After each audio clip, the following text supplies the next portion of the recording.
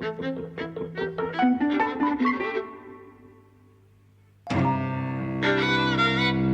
and welcome to Eavesdropping at the Movies. I'm Mike. And I'm Jose.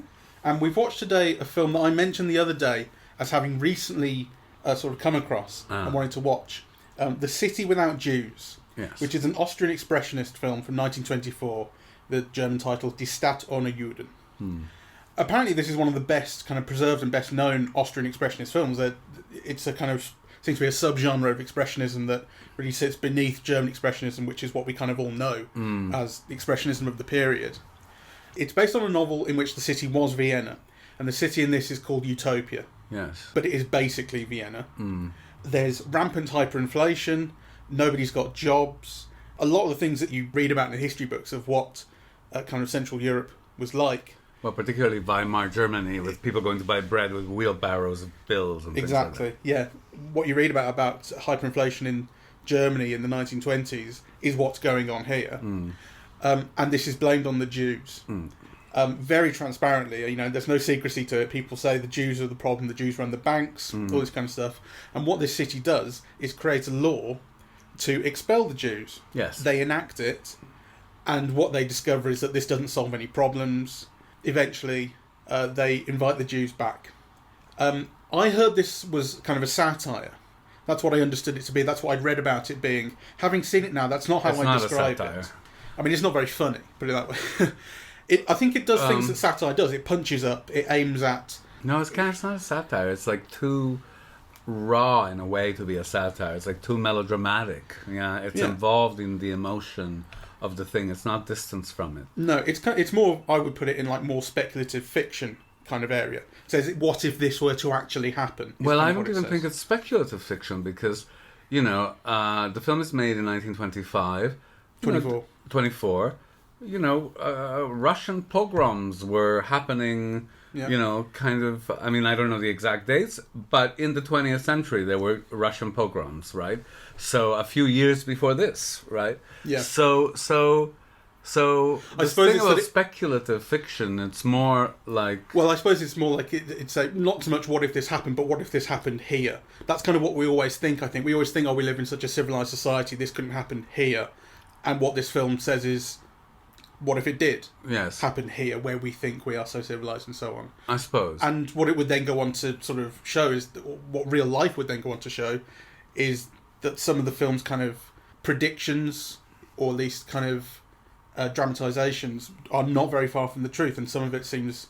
There's shots, for instance, of the Chancellor, who puts the law into place, on a balcony, kind of addressing the people. Though I thought that is imagery of Hitler in the 1930s doing exactly the same thing. Yeah. And actually it made me think the only reason we don't see that kind of thing today is because people don't need to address people from balconies anymore. Yes. They've got telly. Yes. Yes. Though, all of the things are still there. I found the film kind of both fascinating in all kinds of ways. So, my way of thinking about it is, my God, the pogroms were so fresh, right? Kind of, that's how a lot of immigrants kind of ended up in Canada and, the East Coast. It was like escaping from pogroms in Russia and in Poland. And then, of course, there's also what we now know that will happen a decade after the film was made, or actually not even a decade, right? Kristallnacht was 33. A note here from Mike while I'm editing. Kristallnacht was 1938, so 14 years after the film came out. We didn't double check this while we were recording. This is admittedly an Austrian film, and, kind of what we're talking about in a way is events in Germany. But then, there was Anschluss, and, so the film is also informed by a knowledge of what happened later. So, for example, you think, the protagonist who was forced to go to Paris, right, and then sneaked back in pretending he was a Christian, and then everything is reconciled and happy at the end. You keep thinking, you should have stayed in Paris, right? Like, you might not have ended up in an oven had you stayed in Paris. Yeah, you keep thinking things like that. Right? So it's a weird and interesting response to the film because it's informed by your knowledge of history. At either end, before and after the film was made, and so you're admiring a lot of it, right? And then kind of you have all of these other feelings around it, yes. So it's kind of like a very fascinating film. I told you before we started the podcast that I had a very weird and a strong response because a few years ago I went to Vienna and I was in a cafe with a friend, Nikki, and the cafe was full of posters. I mean, it had ostensibly been an actor's cafe and whatever. It was full of posters of, the city without Jews, and I was really shocked. Because when you hear the title, and particularly you didn't know it was a film, exactly, and particularly in Vienna, right? And of course, then we looked it up, and kind of we stayed, but the title alone feels kind of shocking, right? You can imagine if this was released today, the kind of response it would get just on that basis. Yes. I must say, as much as I was looking forward to watching it, I did find myself disappointed, really, with what it was overall. I found myself disappointed by the expressionism, which I felt didn't really join in until the very end, where the guy is sent to a mental institution and kind of imagines the Stars of David everywhere. Actually, those things are fabulous.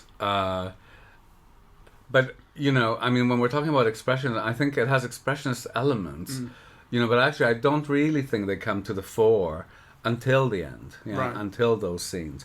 Because my feeling about it was how handsome the film looked. It's a beautiful, beautiful restoration. It is. Yeah. So, some of the images, they're like kind of, they could have been filmed today. I mean, it's really beautiful. But I did think the film is not really expressive. Yeah. So... Visually, that it was all like all the shots were face on, almost at eye level, right? Like there wasn't doing anything. The shots, the angles, the lighting weren't doing anything expressive. It was almost like they were filming it, right? Yes. And the interiors were sometimes like amazing. Like those scenes at the synagogue at the beginning, I thought were wonderful. And actually, they were interestingly filmed. They were at an angle, so you saw different perspectives. And there seems to be scenes that are documentary footage that are extraordinary, right? Like large crowds. Yeah.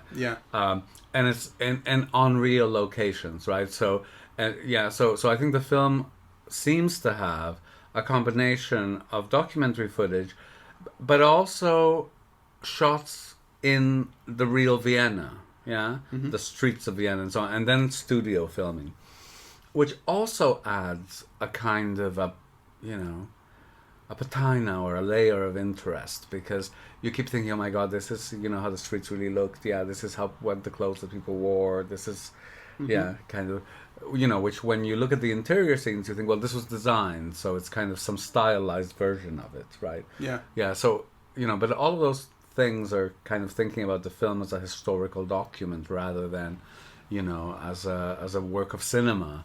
And as a work of cinema, I found it difficult to see. Yeah, I agree.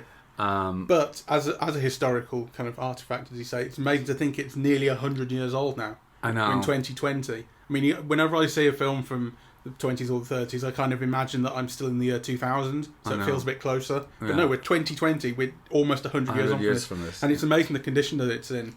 Apparently, a copy of the film was discovered it was thought to be lost.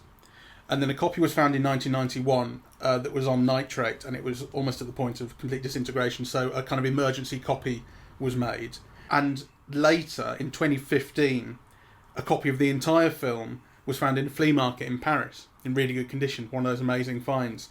And the Austrian Film Archive organised a crowdfunding campaign to restore it, and it raised over £72,000. Wow! So that's where this comes from. That's why most of the film is in amazing condition, and then. I'm sure you noticed a few shots in between are of quite low quality. They've also been spliced in. It's interesting to note, so basically when I sort of heard about this film, I got as far as the title and the kind of first paragraph, and then thought, oh right, I want to watch this, I'm not going to read anymore. And actually, having now seen it and then read more about it, there's a whole sort of history to what's going on in this film that's fascinating that I had no idea about. So that is part of it, the rediscovery of it. But also, so it's directed by Karl Breslauer. It's based on a novel by Hugo Bettauer. And apparently the changes that were made really drove Hugo Bettauer, the novelist, away from it. So in the novel, it was Vienna rather than Utopia. And at the end of this, the film kind of resolves in quite a happy way. That Jews are kind of realised to be nice people all along, they weren't the problem and this sort of thing. And that's not how the book ended. The book I understand to be more kind of severe. There is also this thing about the specific end of the film, as described on Wikipedia, and it comes from a few other sources that have written about the film, says that the main councillor who brings the law in wakes up at the end from a dream or a nightmare. The whole film is revealed to have been a nightmare, so sending the Jews away, all the things going even worse than before, that's all revealed to have been a dream. And he wakes up, and it sounds like a kind of Christmas Carol thing, where he wakes up and realises that Jews are people too. That's not what we see in this film, so I don't know whether there are still things missing, where this information comes from. Supposedly, apparently there's a bit from the original programme back in the 20s, that describes this. It's not what we saw. It's not what we saw. What we saw was a very kind of happy ending. The law is decided to be repealed, but in order to repeal it, they need a 2/3 majority, and in order to get this 2/3 majority, they drug to sleep one of the kind of main architects of the law and just drive him out into the middle of nowhere so he can't vote against it, so they have the one vote advantage that they need. And then the one Jew who you mentioned, the guy who pretends to be French in order to get back into the city, he's welcomed back as the kind of first Jew back, and the councillor says, "My dear Jew," he says,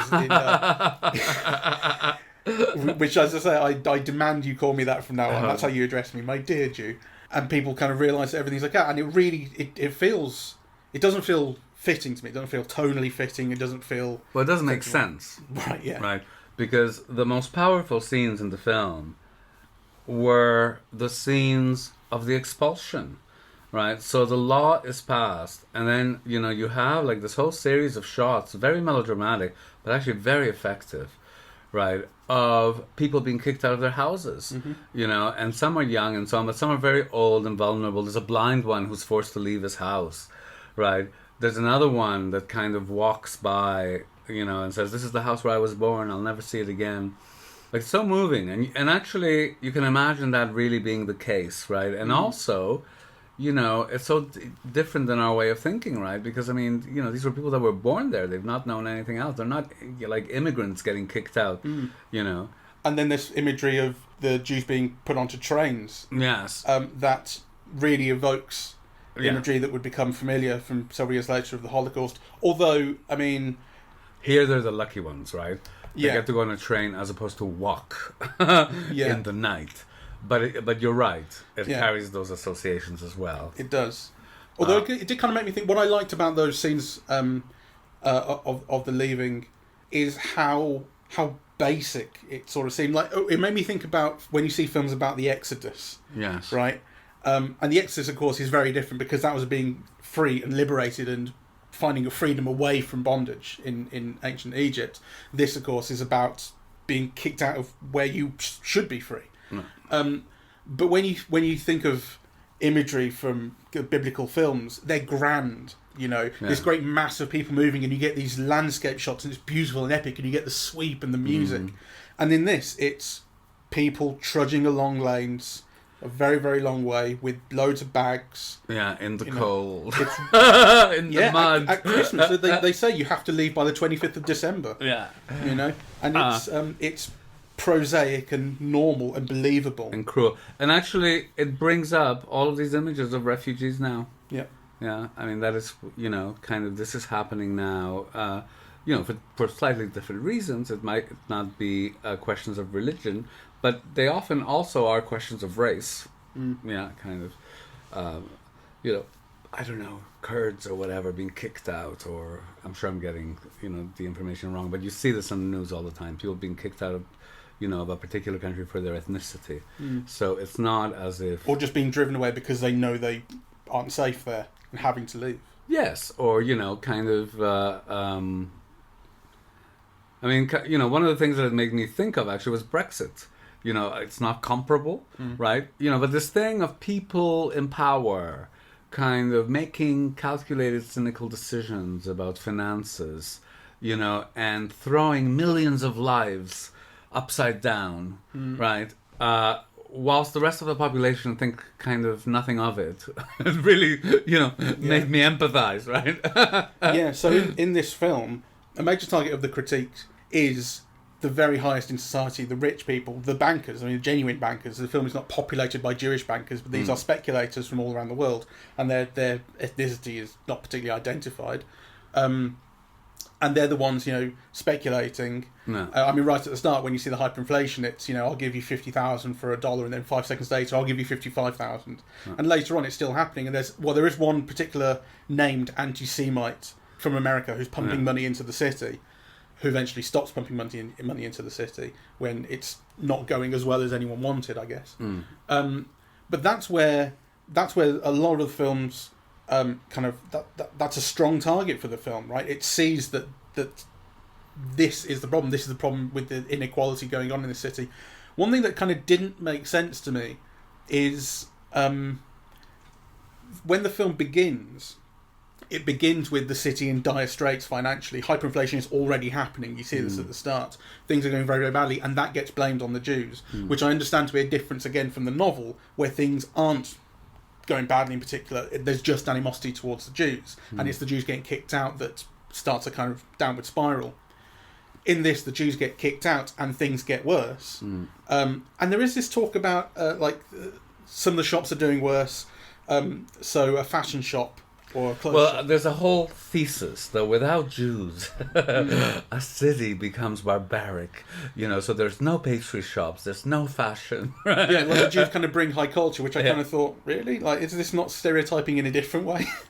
Because ultimately, definitely stereotyping, right? So it kind of doesn't make sense. I suppose it makes sense in the sense that there's no reason that Jews being there or not being there would particularly change this overall downwards economic spiral, and that it would continue to get blamed on the Jews is believable.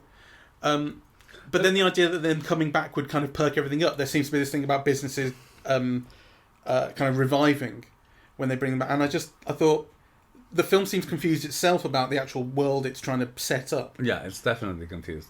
But, kind of when we're talking about stereotyping, it's a stereotype that has a certain historical roots or resonance, right? Because, I read this fabulous book on Marx a few years ago, this biography, which was called something like A 19th Century Life or something, Karl Marx, 19th Century Life, where, they give a history of Jewish cultures in Middle Europe.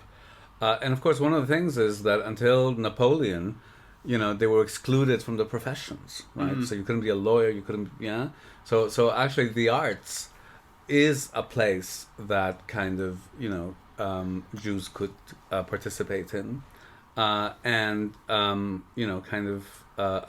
certainly in the 19th and early 20th century, kind of, some of the biggest names in philosophy and all kinds of arts really were kind of Jewish people, because there was still such great exclusion from so many other areas of, social life. It's a stereotype, but not one without. Sure. Yeah. Yeah. Well, there's a thing in the film about when they're having the kind of debate in the town hall, I suppose, or the city hall, early on, which I think is another great set of the film. That's got a real kind of large scale grandeur. I felt this is a very expensive film. Yeah. When they're having the debate early on about what they're going to do about the societal problems, and particularly about the Jews, they talk about plays, and then one guy calls out from the gallery, "We write plays as well," and the councillor goes, "Yeah, but you never get them performed. That's the difference." Yeah. Anyway, I really am glad I saw it, right? Because I think there are some things that are just so striking. There's some things that I could see myself using in classes, actually. So you complained about the expressionism, but, those ending sequences with the Star of David. That's where it comes alive visually. Yeah, those are extraordinary. So I liked all of that very much. I loved the melodramatic aspect of it. Yeah, those scenes were fantastic, actually. I think it doesn't cohere very well. I did not... So... when I was watching it, at the beginning, I thought, oh, what interesting music, because this has a new score. Yes, it's from the last few years. Yes. And then, as the film progressed, I found it more and more grating. Mm.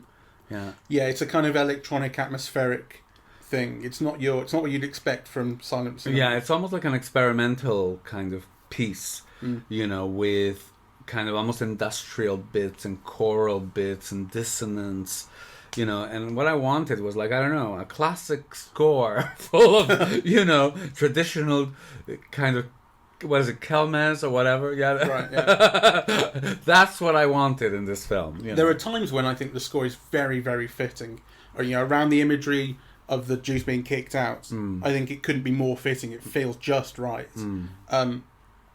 because it is this dehumanizing, uncertain kind of thing. And but there are times later on where, you know, when it tries to get happy towards the end of the film, when things are being resolved in that very unbelievable way, that I think is, you know, it's just to sort of, you know, that film, it's a real classic sort of changing the details for a happy ending because we're afraid of response and censorship and so on. The score doesn't keep up. The score can't change with it effectively enough. Yes. It's hard, yeah. Some more information about the film. It was released in 1924 and it was shown in Berlin in 1926, and it made it to New York in 1928. And despite the fact that these changes were made to avoid, you know, to basically lower the kind of political charge of the story, it still had a violent response from the Nazis. The Nazi Party had been going since 1920. So, you know, and actually, when you think about it, just around the time this was released, shortly after, was when Mein Kampf came out. So, you know, the Nazi Party was really on the rise in the mid-20s. And the novelist, Hugo Bettauer, in 1925 was murdered by a Nazi who was 20 years old, who apparently, this guy, Otto, I'm not going to give his name because fuck him, remained a Nazi the rest of his life and lived until like 1990 and was unrepentant about, you know, so this guy just believed in what the fuck he was doing and would continue to boast about having killed this novelist. So, and the novel itself was very successful. So it sold 250,000 copies in its first year in, I think, 1922, which is massively popular and was translated into a number of different languages. The film was not as successful, but got this kind of response as well.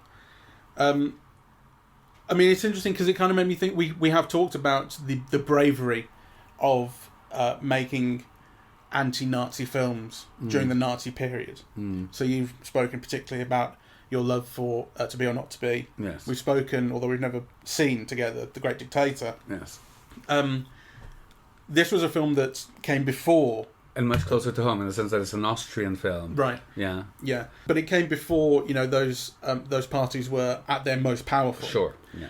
And it was kind of anticipating the things that would actually go on to happen. No. But, you know, anti-Semitism was very strong back then. That's where this all kind of came from. And the Nazi Party was growing. But these changes being made to try and lighten it. I mean, I think one of the reasons that people describe it as a satire is because I think it was meant to be seen as a comedy, really, even though we don't find it that funny today. Yeah, I mean, it has some comic elements, right? Particularly the daughter of the councilman, who's engaged to the, to Leo. It has moments of wit, so, you know, that big fat woman who says, once I kick the Jews out, what'll happen to me, you know, with my... she's the mistress of this Jewish guy. But I wouldn't describe it as a comedy. No. So, I don't know. I don't have anywhere to go there. It just was making me think about actually this not being brave in the way that we think about the, you know, those surviving films, those classics being brave. No, it has to. I mean, this is a brave film. I mean, my God, you know, the topic alone, the scenes that it films, the repercussions that it had, you know, because, I mean, with Nazism on the rise, so the writer of the novel was killed. I mean, how much more, how much more risk do you want to take? Absolutely. Right. But that's what I mean. The novel, my understanding, again, I haven't read the novel, and I'm going on what I know about the differences, what I've read about the differences. The novel was much stronger about, you know, the message it was putting across, and these changes were made for the film. Yeah, but, you know, I mean, those are also kind of differences, you know, between, you know, an art that only requires pen, paper, and the writer, and one that requires millions of dollars and whole groupings of people, and that then requires broad circulation. I mean, when you say brave and risks in relation to one and the other, you're really speaking about different things. Sure. There's different measures for each. I think certainly as a film I would consider it to be brave. I mean, why we certainly don't have very many of them, and particularly in this period. True. Right? So I mean, I'm sure there must be many other films against anti-Semitism in the 20s. I mean, there must be a handful, but off the top of my head I can't think of any, right? I mean, I know there are, actually. I just have a faulty memory. But there are not many, right? Yeah. So by that reason alone, I think it's a very brave film. I have to say, overall, I did find myself a little disappointed with it. Maybe it was the I mean, when you're looking forward to something and it doesn't quite meet that, sometimes it can be more crushing than it would otherwise be when you didn't really know what you were seeing. I found it quite slow, and I think that lack of expression, and not just visual expression, but quite a lot of lack of feeling through a lot of it. Like I say, there are these times, seeing the dramatisation of the Jewish residents, citizens being kicked out. It's very evocative and very effective. Yes, it's very moving. That's where I found the film at its most moving. I outside of that, I kind of struggled to maintain an interest. Yes, emotionally. And narratively, it's not very coherent. I kept losing track of who was who. Yes, I did as and well. What was happening. But I think on the other hand, for me, I'm very glad I saw it. So it looks magnificent. It has magnificent sequences, actually.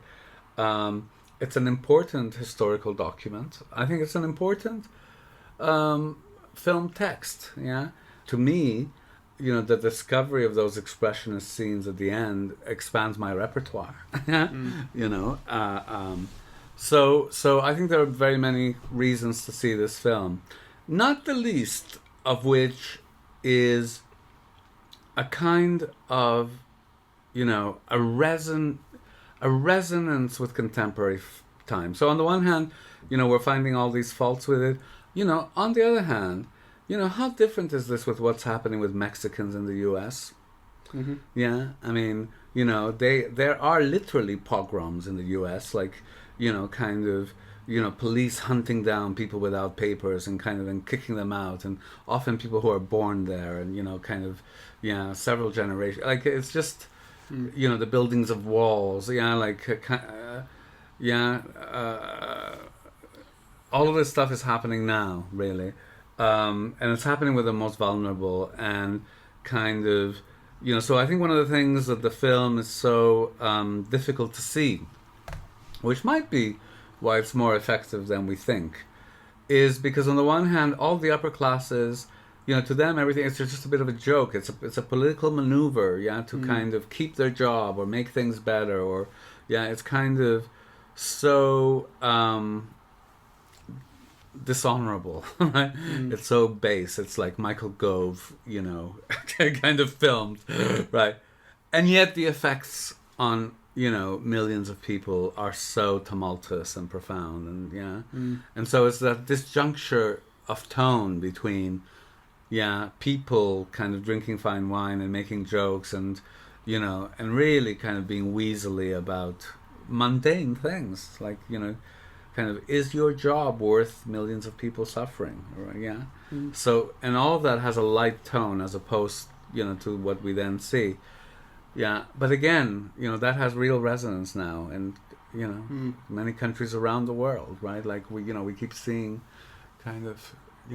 people on rafts, and people walking to Turkey or to Greece from Turkey, or there's all those things are happening all the time, right? I was hearing from a friend who belongs to a group, to send money from Central American countries, that then wash up in the south of Mexico, because, so anyway, I'm ranting, but yeah. It's funny you mentioned Mexicans, actually, because there is a film from 2004 called A Day Without a Mexican by Sergio Arau that posits basically the same thing as A City Without Jews, except it says no Mexicans in California, and how California is so dependent on Mexicans to keep everything moving and so on, which sounds kind of interesting. Apparently it's not very well reviewed, but sounds kind of interesting.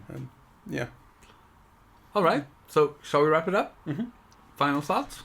As a work of film art, I was a bit disappointed. I do have a number of criticisms of how the story is told and how much it makes sense and so on and so forth. But it's a kind of amazing historical document and artifact, and it's amazing how resonant some of that imagery is, and some of the ideas are, and the fact that it's still so relevant 100 years on that we can basically identify the same things going on here as now. It's incredibly depressing. Yes. I, as an academic, I am really glad I saw it. I think it's not the greatest film in the world, but there are very many reasons to see it. And it has, quite extraordinary sequences, actually. I'm very glad I see it. And I recommend it, though, with the proviso that, it is a bit of hard work to watch at times, but I think rewarding at the end. All right, so thank you very much for listening. We're eavesdropping at the movies, and we are on Apple Podcasts, Spotify, SoundCloud, YouTube, and Google Podcasts. On social media, we're on Facebook and Twitter at Eavesdrop Movies, and the website is eavesdroppingatthemovies.com. Thank you very much for listening. Bye-bye.